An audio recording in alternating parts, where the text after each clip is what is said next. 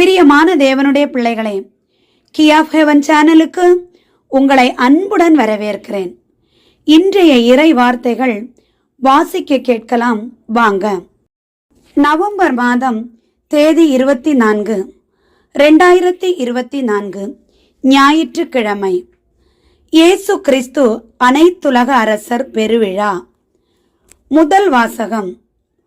மானிட மகனின் ஆட்சியுரிமை என்றும் உள்ளதாகும். இறைவாக்கினர் தானியேல் நூலிலிருந்து வாசகம். அதிகாரம் 7, இறை வார்த்தைகள் 13 மற்றும் 14.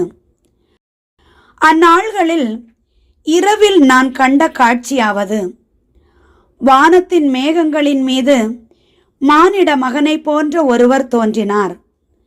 இதோ தொன்மை வாய்ந்தவர் அருகில் அவர் வந்தார். அவர் திருமுன் கொண்டு வரப்பட்டார். ஆட்சியுரிமையும் மாட்சியும் அரசும் அவருக்கு கொடுக்கப்பட்டன.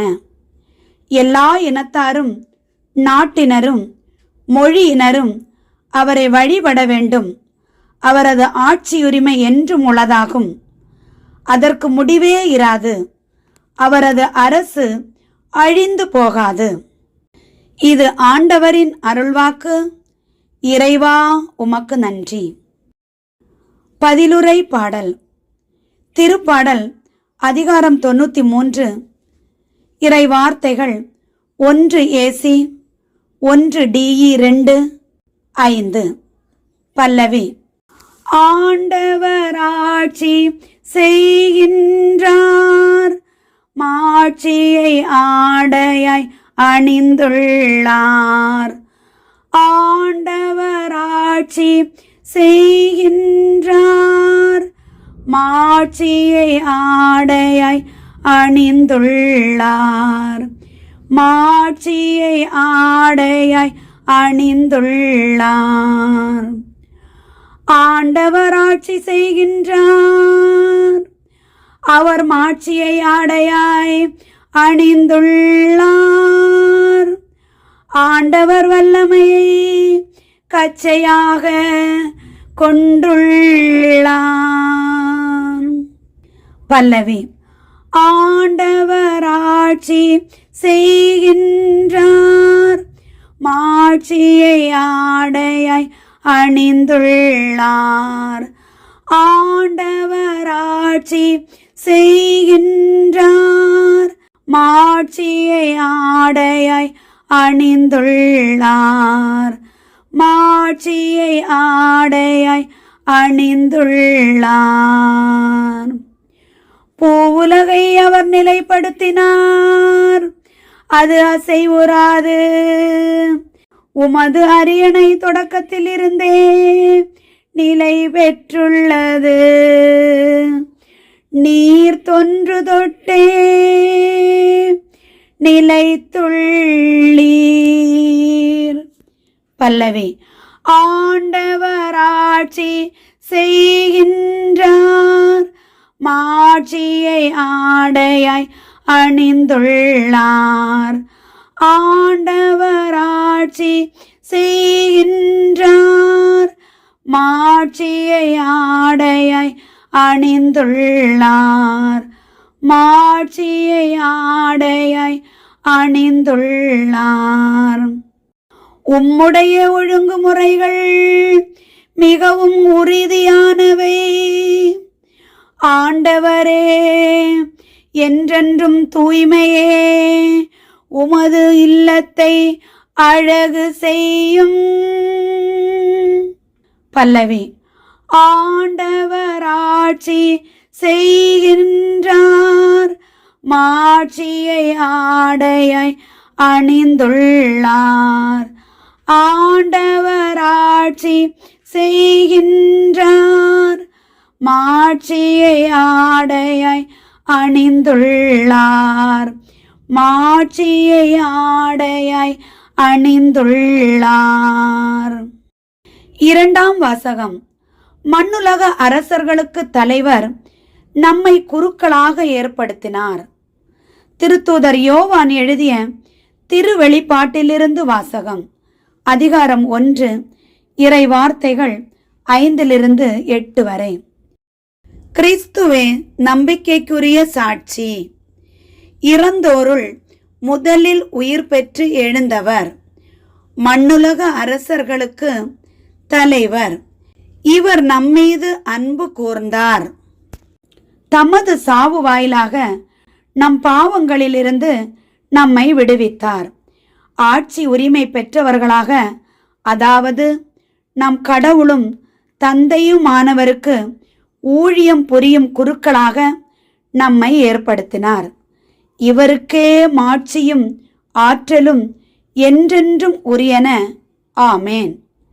இதோ அவர் மேகங்கள் சூழ வருகின்றார். அனைவரும் அவரை காண்பர். அவரை ஊடுருவ குத்தியவரும் காண்பர்.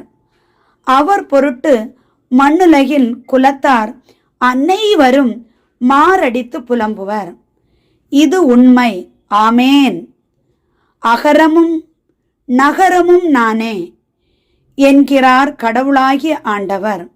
இருந்தவரும் இருக்கின்றவரும் வரவிருக்கின்றவரும் எல்லாம் வல்லவரும் அவரே.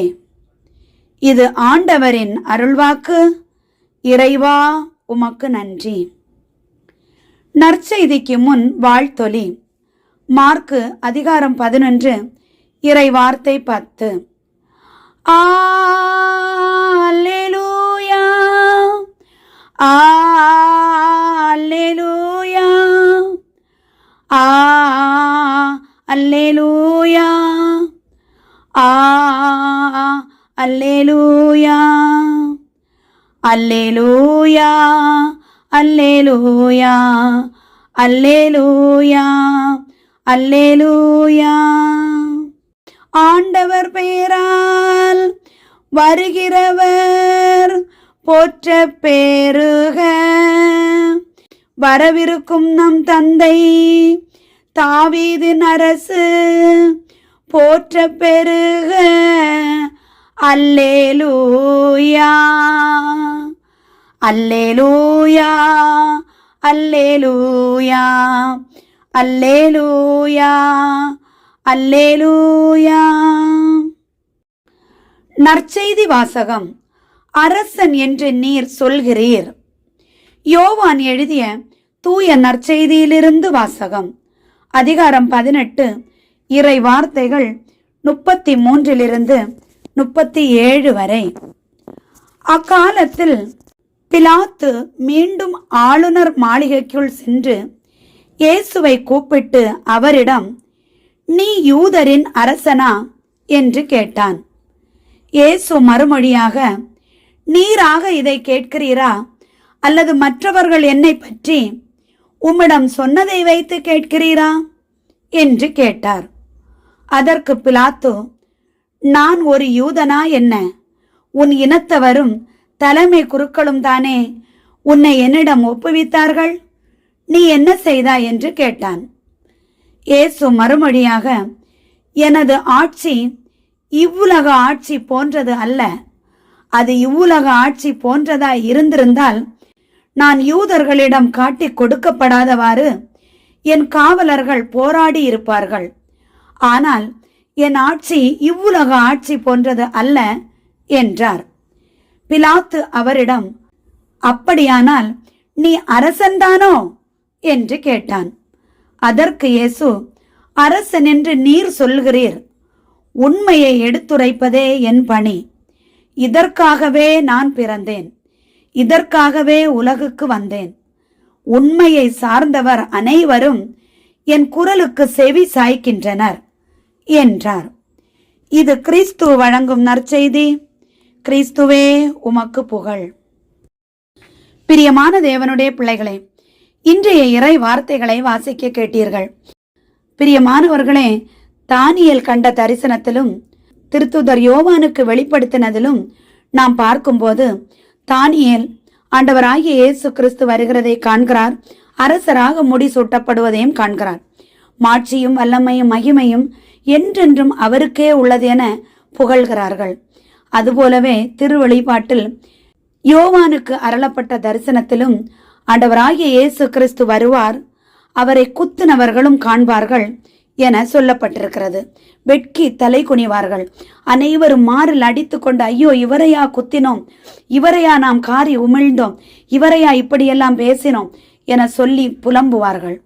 ஏனென்றால் ஆண்டவருடைய இரண்டாம் வருகைக்கு பிறகு அவருடைய நீதியும் நேர்மையும் நியாயமும் வித்தியாசமாக இருக்கும் என வேதாகமத்தில் சொல்லப்படுகிறது. அவர் நீதியோடும் உண்மையோடும் நியாயம் தீர்ப்பார் எனவும் சொல்லப்பட்டுள்ளது. ஒரு அரசனாக அரசன் என்ன செய்வாரோ அதை ஆண்டவர் நிறைவாய் செய்வார் என கூறப்பட்டுள்ளது. பிரியமான தேவனுடைய பிள்ளைகளே, நாம் நம்முடைய அரசர் வருவதற்கு முன்பாக நாம் நமக்குள் நீதியும் நேர்மையோடும் வாழ கற்றுக்கொள்வோம். ஆண்டவரிடம் மன்றாடுவோம், தனித்திருந்து ஜெபிப்போம், பிறருக்காக ஜெபிப்போம், தேசத்திற்காக ஜெபிப்போம், அநியாயங்கள் தீர்வதற்காக ஜெபிப்போம், அட்டூழியங்களும் அக்கிரமங்களும் நிறைவு பெறுவதற்காக ஜெபிப்போம், சமாதானத்தை ஆண்டவர் கட்டளையிடுவதற்காக ஜெபிப்போம். அனைவரும் ஜெபித்தால் அனைத்தும் சீராக அமையும், தேசம் அமைதி வரும்.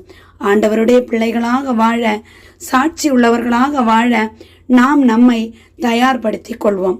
ஆண்டவர் இந்த வார்த்தைகள் ஒவ்வொன்றின் வாயிலாக நம் அனைவரையும் ஆசீர்வதித்து காத்து வழி நடத்துவாராக. ஆமேன். என்றும் அன்புடன் லைலா ஜேசுபாலன்.